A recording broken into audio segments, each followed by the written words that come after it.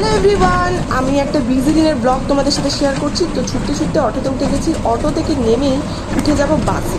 তো বাসে উঠে না একটা শান্তির নিঃশ্বাস নিলাম, কেননা এসি বাস। তারপর বাসে 40 মিনিট থাকার পর নেমে গিয়ে একটা ওয়ারেস কিনলাম, কেন ক্লাসে ঢোকার আগে মাথা ঘুরছে এই করছে বললে হবে না, ওয়ারেসটাকে একটু রেস্ট নিয়ে ক্লাস করলাম। ক্লাস থেকে বেরিয়ে চায়ের দোকানে বসে চা খেলাম, আর বনু একটা খুব টেস্টি খাবার নিয়ে গেছিলো, সেটা খেয়ে একটু শান্তি লাগছিল।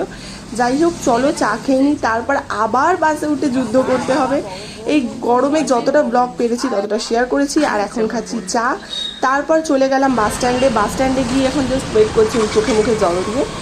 তো আমরা এই দিনটা এইভাবেই কাটিয়েছিলাম। আর নেক্সট ডেতে আমি কি করেছি, মানে নেক্সট ডে আমি কি করেছি সেটা তোমাদের সাথে একটু শেয়ার করি, চলো।